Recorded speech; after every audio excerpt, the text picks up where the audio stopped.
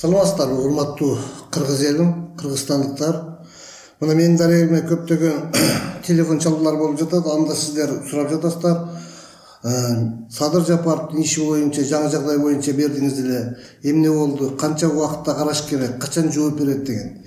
Мына кече 2 октябрь күнү жообун алдым. Бишкек шаардык 1-май райондук прокуратурасынан. Мына ошол боюнча кичине сөз кылайын деп айттым. Урматтуу мекендештер, мына кече 2018 жылдын 2 октябрь күнү Бишкек шаарынын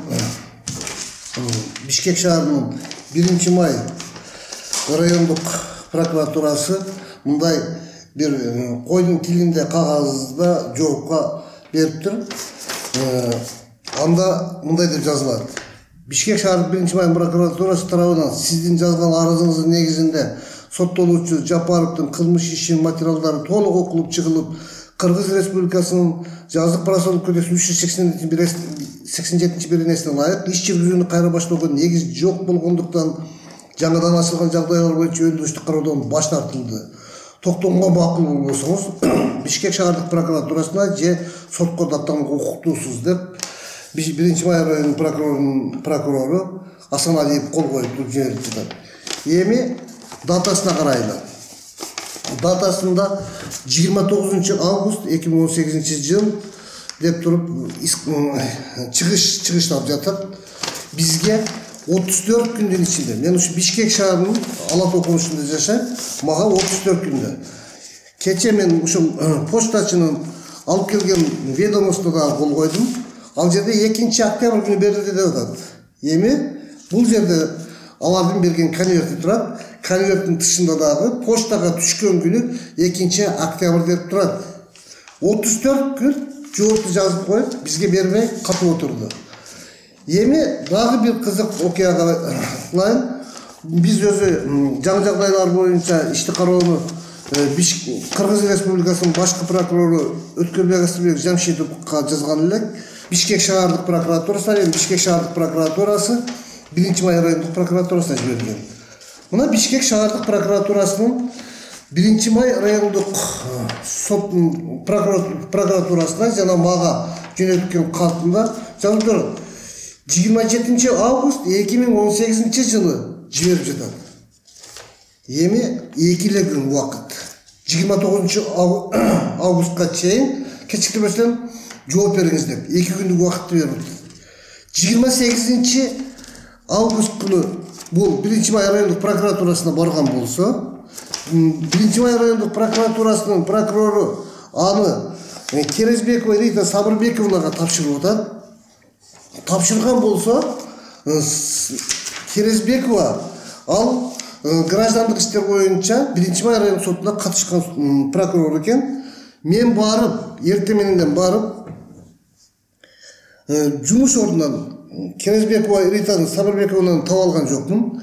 Мага канцеляриядан айтышты, ал сотко катышат, ал бул жерде отурбайт, бул жерге кечинде гана келет деп. Мен 1-май райондук прокуратурасына барып, ар бир судьянын кабинетине кирип чыгып туруп, Керезбекова Рита Сабырбековна дегенди таап алган жокмун. Анан 29 август күнү биз толук ар тараптуу текшердик деп туруп бизге жооп жазып жатат. Бул эмне дегенди билдирет? Бул деген сөз, бул кылмыш иштин бетин ачып окуганда жок.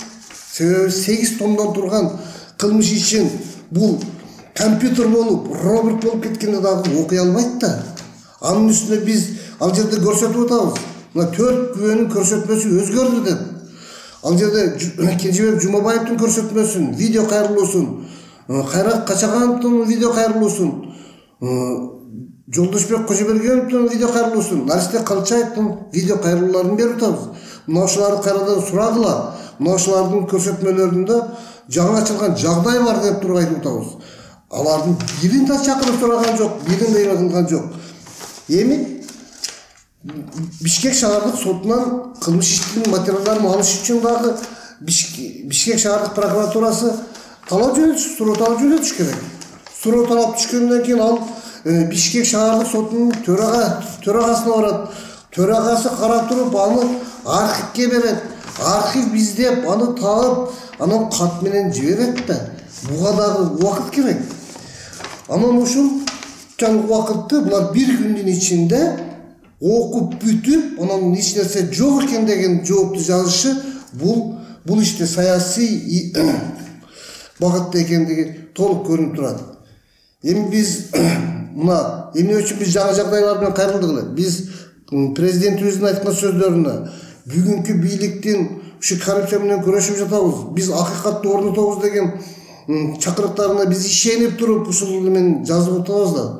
Жазып, биз жазганда дагы жөнөкөй эле сөздөр менен жазбастан биз ар бир сөзүбүзгө далил, видео кайрылууларды менен кошуп жөнөтүп атабыз.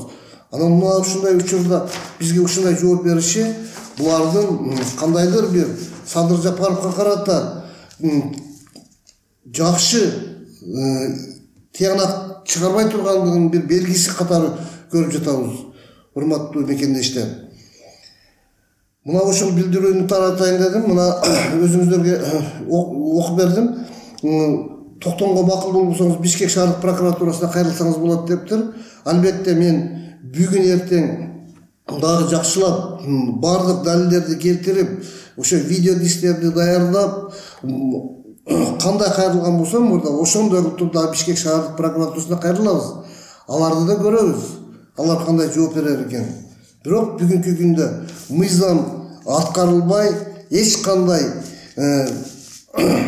аракет да жок.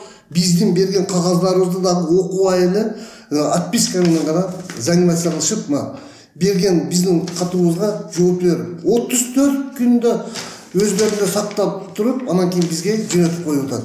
Бул эмне деген шумдук? Бул бизди сыйлабагандык, же болбосо бүгүнкү күндө силер эмне десеңер ошо дегиле, бирок биз каалагандай эле мына бир сүйлөм сөз менен силердин ишиңерди жокко чыгарып коебуз деп эле отурушат. Мына ушул жерде биздин бүгүнкү күндө мыйзам эч кандай иштебей жаткандыгы, прокуратура кызматкерлеринин ушул 1-Май райондук прокуратурасынын ушул иш боюнча караган кызматкерлер өздөрүнүн ишине кыянаттык менен пайдалангандыгы жана бул иш боюнча туура эмес, негизсиз чечим кабыл алгандыктары толук көрүнүп турат.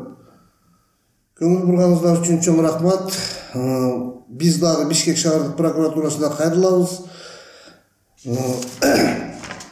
Бүгүнкү күндө мыйзам иштеди деген негизге эч кандай сөз жок. Бүгүнкү күндө мыйзам иштебей жаткандын толук далили мына ушулар деп айта алам. Саламатта калыңыздар.